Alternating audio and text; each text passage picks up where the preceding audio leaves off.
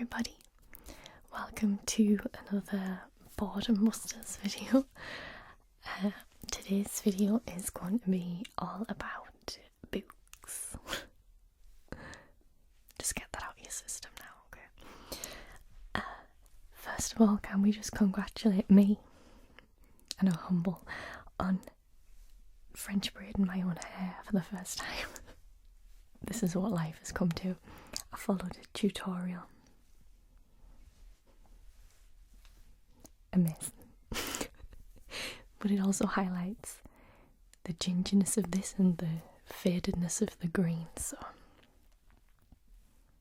anyway. Do I have lipstick on my teeth? I hope not. Right, so I've got some books that I want to recommend to you. You'll probably see a theme of horror again.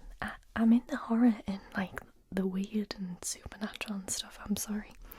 So if you're into those type of books, keep watching.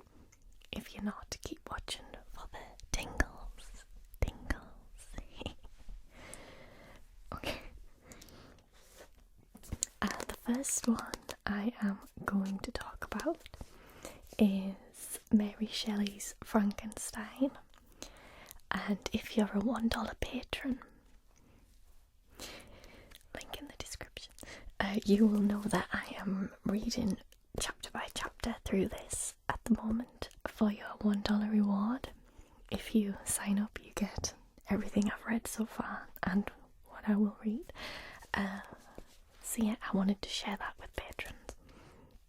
It's such a good book. It's obviously a classic. I've also read Dracula, which wasn't as good, but still worth a read. So this is Frankenstein. I'll read you a little bit off the back. It was already 1 a.m. The rain pattered dismally against the panes, and my candle was nearly burnt out when, by the glimmer of the half-extinguished light, I saw the dull yellow eye of the creature open. It's a lot. Yeah. It's in like older writing. I'm not sure when this was written. Let's see if I can find out. Where are we? Does it say?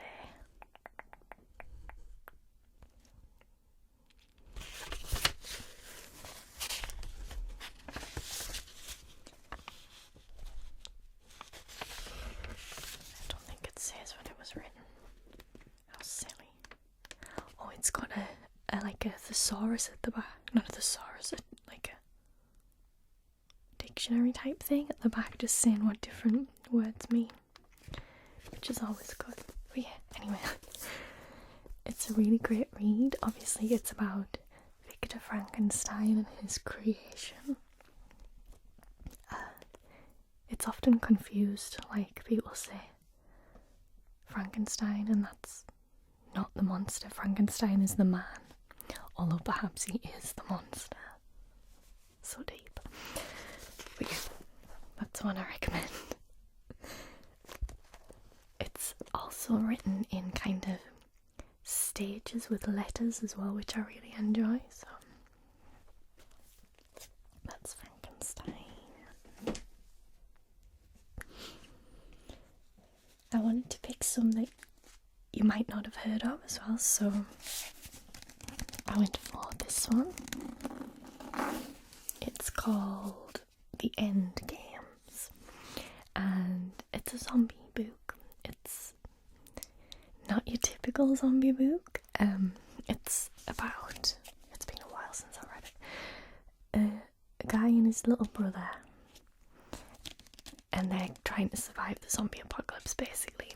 But in order to stop his little brother being scared, he kind of acts as if they're in a video game. So he's like the games master and stuff. It's different. Let me read a little bit off the back. Oh, this is by R.L. Stein, who is the author of the Goosebumps books. The End Games is my kind of book. It's tense right from the first chapter, and believe me, it stays tense. It plays startling games with your head, lots of twists and surprises. A great read from a great new talent. It's by T. Michael Martin. I like the cover as well. It's like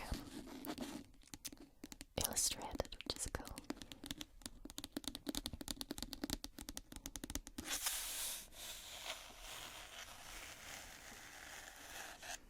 So yeah, let's see if the blurb says on them. 17-year-old Michael and his 5-year-old brother Patrick have been battling monsters in the game for weeks. In the rural mountains of West Virginia, armed with only their rifle and their love for each other, the brothers follow instructions from the mysterious Game Master. They spend their days searching for survivors, their nights fighting endless hordes of bellows, creatures that roam the dark, roaring for flesh. And at this game, Michael and Patrick are very good. But the game is changing, the bellows are evolving. The Game Master is leading Michael and Patrick to other survivors who don't play by the rules. And the brothers will never be the same. Dun, dun, dun. So yeah, bit of a different one. Fun. I think it's like what do they call it? A YA novel for young adults, but anybody can read it. Obviously not for like a bedtime story or something, but appropriate audiences.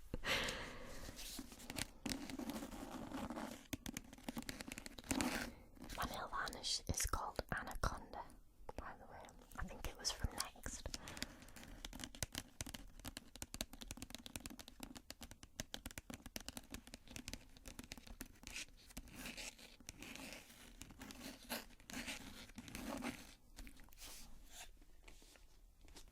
I've got nowhere to put them, I just love it. Where should I put it? This next one is one you might have heard of. It's actually got a film out. It's called The Girl with All the Gifts. Again, it's like apocalyptic zombie type things. It's better than the film. The film didn't convey the kind of emotions that the book does. There was a really odd choice of actors in that film as well. Every morning, Melanie waits in her cell to be collected for class. When they come for her, Sergeant Parks keeps his gun pointing at her while 2 of his people strap her into the wheelchair. She thinks they don't like her.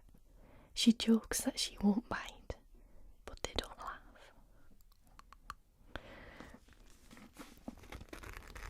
Yeah, it's a very different take on the kind of zombie genre because the little girl is actually... I don't think they ever call them zombies as such, but she's that type of thing. Hey, if she bites you, that's it.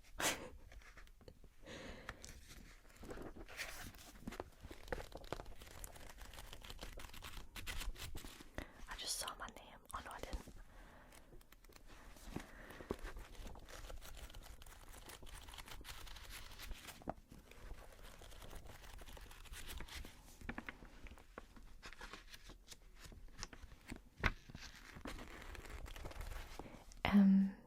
Yes. I love the way that cities are described in this, and I also really like the ending. It also reminded me vaguely of a Stephen King book that I've read called Firestarter. I think that it's just like a shorter one. It's about the length of Carrie, and it's a really good book as well. So yeah, recommend. I think I got this one half price. I got 2 from Waterstones, so. But it'll be on Amazon and everywhere as well.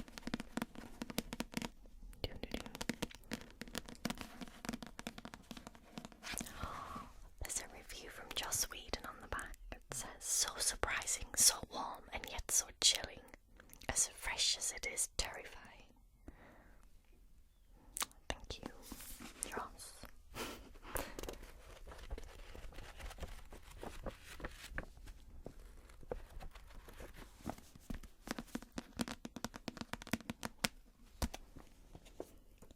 a lot of these YA novels, these ones now I actually did read in my late teens, early 20s, I think, so you can let me off for these ones. Look how pretty the edge is. It's a clock. Clock, clock, clock, clock, clock. So this is a trilogy by Scott Westerfeld called Midnighters. I absolutely loved these books when I read them. I always remember that I read them whilst listening to Amy MacDonald's first album. It really fit, and I always remember that, so yeah. These are about a young girl. This was like a decade ago when I read them, so please excuse me. And she moves to a new town, and then on the hour of midnight, she's still able to move around and things, but the rest of the world is kind of frozen in time for an hour. And there's a couple of other kids who are able to move around as well, and she meets up with them, and there's like monsters to fight, and just really likeable characters, and they're all a bit odd, so you can relate with them, because everybody always feels they're kind of an oddball on the inside, you know what I mean? So yeah, I'd recommend all three. Let me read a little bit from the back. Meet the Midnighters. By day, they're outsiders, teenagers with black coats and bad attitudes. By night, they might just be our last hope. The Midnighters have emerged. Oh, wait, this isn't the first one. This is the third book. Let me read the one from the first one so I'm not giving you any spoilers. Okay, this is the first one. The first one is called The Secret Hour. Strange things happen at midnight in the town of Bixby, Oklahoma. Time freezes. Nobody moves. For one secret hour each night, the town belongs to the dark creatures that haunt the shadows. Only a small group of people know about the secret hour. Only they are free to move about the midnight time. New girl Jessica Day is not an outsider like the other Midnighters. She acts perfectly normal in every way, but it soon becomes clear that the dark creatures sense a hidden power in Jessica, and they're determined to stop her before she can use it.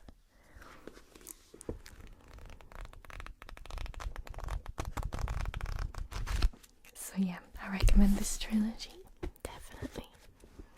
I recommend it even if you're kind of just getting into reading books. I know some people around like age 14, 15, they're like, oh, I want to start reading, but I don't really know what to read. I've read The Hunger Games and I've read Harry Potter. I enjoyed these more than those overrated books. Yes. So, The Midnighters. So this one's called The Secret Hour. The second one is called Touching Darkness, and the third one is called Blue Noon. Noon. Not to be confused with Blue Moon.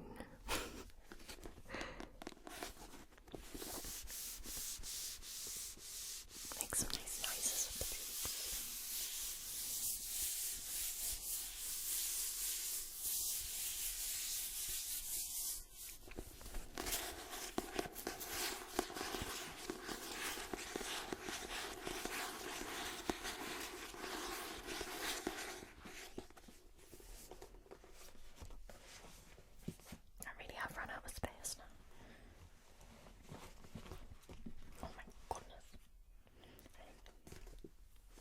the more zombies. This is World War Z. Again, it was made into a film that you should not watch because it was so bad. But the book is so good. I really hope somebody else tries to make the book at some point because I love it. It's so different. Look how it's red on the back. It's not like one linear story, although some of them do link. it's more like snippets from loads of different people's experiences during the zombie apocalypse. So some of it's told through just dialogue, some of it's written more like a story, some of it is over radio and things. The one story that stood out with me was one about a pilot, I think. It was really good. So yeah, if you want something a bit different, but still zombies, I recommend World War Z by Max Brooks. Shall we have a bit read? Oh no. Not to startle anyone, but the first line reads, "It began with rumours from China about another pandemic." But we'll just brush over that.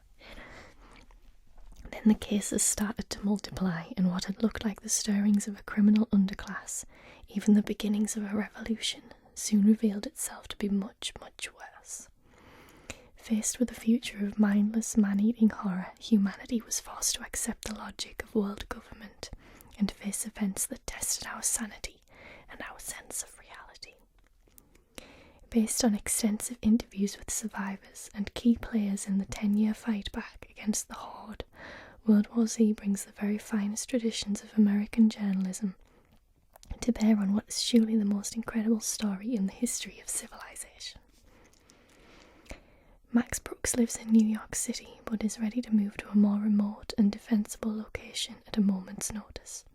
His zombie survival guide was adapted as a required text by all of the world's basic military training programs during the recent global conflict. So, did I have that up there the whole time? Sorry. It's like, hello. So yes, it's as if he's really in the world, and it really grips you because you're like, oh, this is a bit different to read. It feels like I'm actually there and that it's really happening. Maybe reading it at this particular time might freak you out a little bit, so I don't know if that's a good thing or a bad thing. I might read it again because I'm a little bit twisted, but if it's going to freak you out, don't read it now.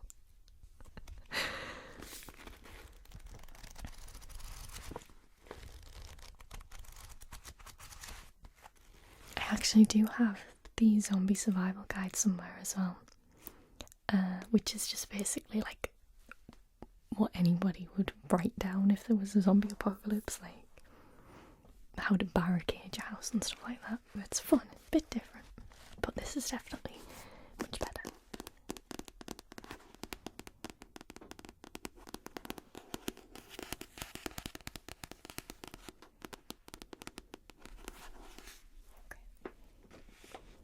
They're all precariously balanced, so if there's a big bang, that was it. Shall we move straight on to some Stephen King? Now, behind where you are standing, with your long, skinny body, and 3 legs, there is a bookshelf, and on that bookshelf is double-stacked Stephen King books because he is my favourite author.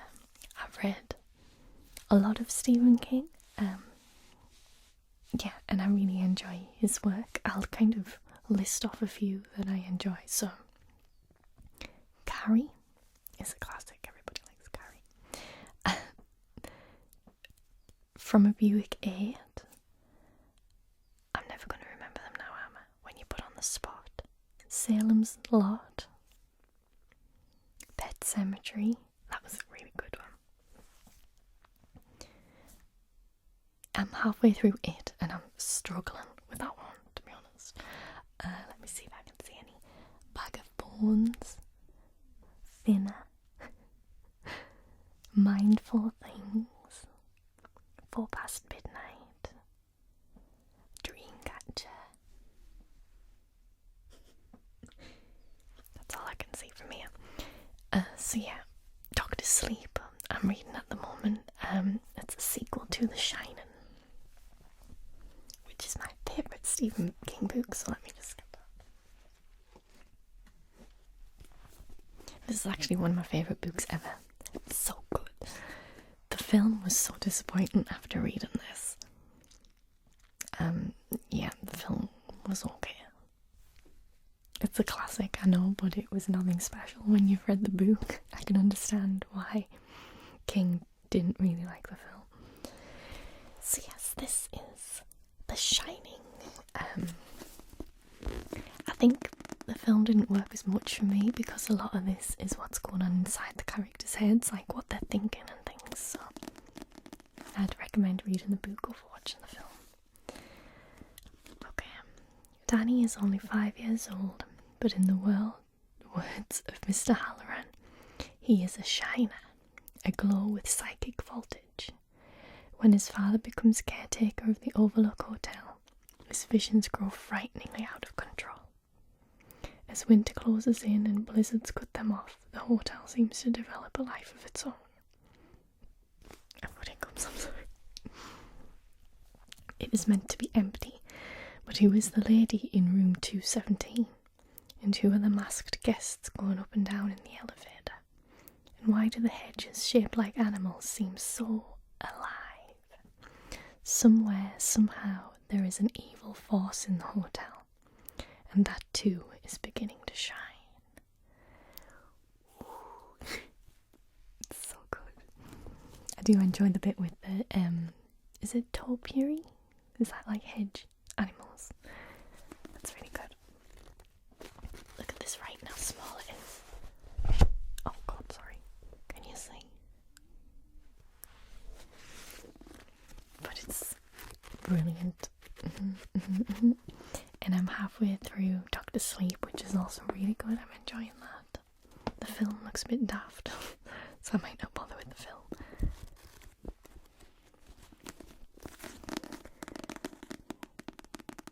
I think I got this from a charity shop. Yeah, Oxfam, $1.99. Oh, The Stand, that's a good one as well. I'm just reading The Running Man. Is that the film based off that one? Misery. That was a great book as well, Misery. Also a great film.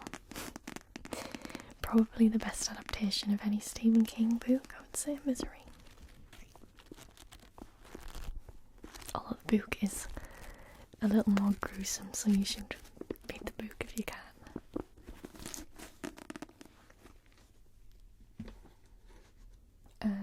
The other one I'm going to show you by Stephen King is called Desperation. I thought I'd show you one that everybody knows and one that not many people know. So this is quite a thick book, and it was one of the first ones of his that I read. I remember somebody's tongue falls off in this one. I don't know why that stuck with me. Welcome to Desperation. Once a thriving copper mining town in the middle of the Nevada desert, Desperation is now eerily abandoned. Except for the local cop, the unique regulator who patrols the wilderness highway, where travellers like the Carver family bound for vacation, and writer Johnny Marinville astride his Harley don't expect to get stopped and charged. The secrets buried in Desperation are as terrifying as the forces summoned to encounter them. A terrifying transformation is taking place, and the travellers will soon discover the true meaning of desperation. Yeah, I thoroughly enjoyed this one.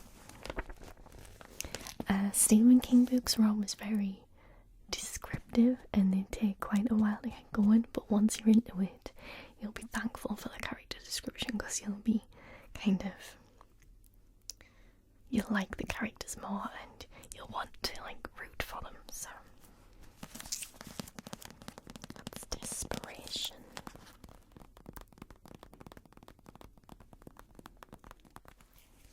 Okay. Let's go for another couple of my favourites. Both by Michael Crichton. If you didn't know, Jurassic Park is based on a book. It's my favourite film, and definitely one of my favourite books, possibly my third favourite book. So yeah, this is the first one, and if you like the film, I definitely recommend reading the book because it's a little bit different. A couple of different things happen and it's like, oh, that happened and that didn't happen, so it's fun just to kind of spot the differences. And I like how it's a floppy book, you know, when you get a nice floppy book. You know what I mean? Is that just me?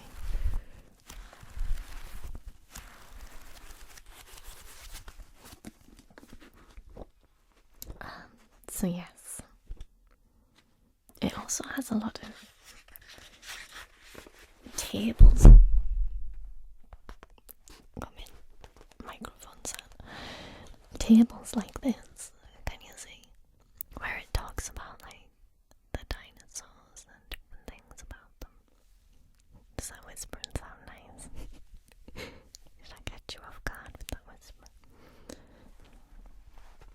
And there's like diagrams and things, so let's read the back of it. On a remote jungle island, genetic engineers have created a dinosaur game park. An astonishing technique for recovering and cloning dinosaur DNA has been discovered. Now one of mankind's most thrilling fantasies has come true, and the first dinosaurs that the earth has seen in the time of man emerge. But there is a dark side to the fantasy, and after a catastrophe destroys the park's defense systems, the scientists and tourists are left fighting for survival. Oh my god, I just keep whacking these microphones. Yes, I recommend it. It's so good. Also, the second one, I think there's only two. This one is called The Lost World.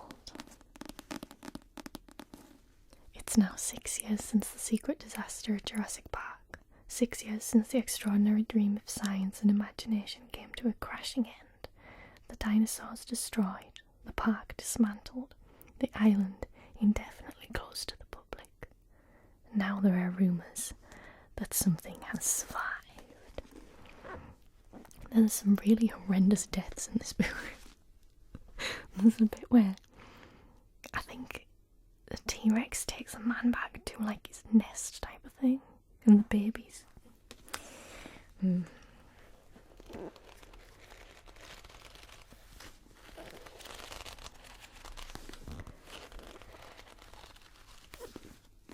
Yeah, but both of them are really, really good. I think I read them both in like a week, so yeah, so good. I also read a one by him that was something really different for me. It was a historical novel. I think it was called Dragon Teeth, and I really enjoyed it. It wasn't like monsters or zombies or aliens or anything. It was just a bit different, and I really enjoyed it. So, okay, we're on to my favourite ever book now. I think I've mentioned this a few times in different videos, but it's I Am Legend. Please ignore this cover and ignore that film, because it was crap. Right. I Am Legend. Forget everything you've seen in the films. There's like 3 or 4 different films that have tried it. Just read the book. Look, it's not very long. It's about kind of vampire-y type things, but it's a little bit different to your usual ones. You will really be rooting for the main character. My camera stopped recording because it got to 29 minutes. So, I'm going to read you the blurb, okay? The last man on Earth is not alone. Robert Neville may well be the only survivor of an incurable plague that has mutated every other man, woman and child into bloodthirsty nocturnal creatures who are determined to destroy him. By day he scavenges for food and supplies, desperate to find any other survivors who might be out there. But all the while the infected lurk in the shadows, watching his every move, waiting for him to make a mistake.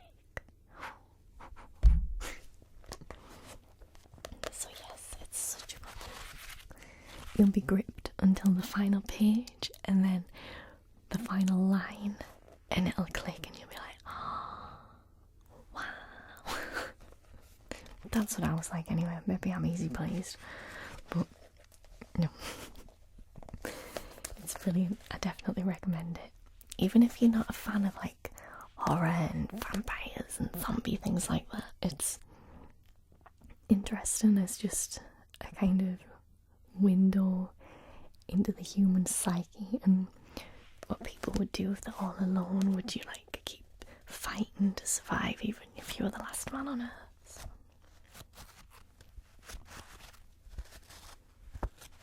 That's my favourite. Okay. That's all the ones I had to recommend. I hope you're enjoying these Boredom Buster videos. I hope they're giving you something to do. Or just, even if the video is actually something to do. I've got some ideas for other ones. I want to do a manga one. Maybe a video game one. Let me know if you've got any other ideas of what else I could do. I did my makeup crazy today. I don't know why. I just couldn't stop once I'd started. I don't know why you needed to know that. I think it's because I was thinking about, I want to do those anime character inspired makeup looks, so I don't know who this one would be, nobody. But I want to do a Deku one because I've got green and green's my favourite colour. If you're going to ask about my top, I got it from You Look in the Sale ages ago, so I don't know where it's from. I don't know. I mean, I do know where it's from. I don't know why you'd be able to get it. Nobody cares, Jen. Shut up. I never know how to end these videos. I'm sorry. But yes, if you've got any other ideas about what you want these Boredom Buster videos to be about, because I've got manga and video games on the list, and then I think I'm stuck. I'm waiting for something to arrive for a Nami video from One Piece, and that was my knee.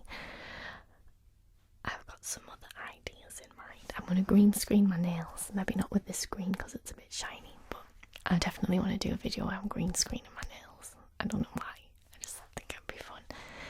And maybe I'll do some, I could do some video, or just one video about different hairstyles. This one didn't go really right because I can feel a plait here, and then here I can feel the plait here. So it's like a bit lopsided, but it looks alright from the front. I just don't turn around. Maybe I could do me attempting different crazy hairstyles, because I won't be very good at it. Maybe it'll be a bit of a laugh. Yay! Okay, that's the end.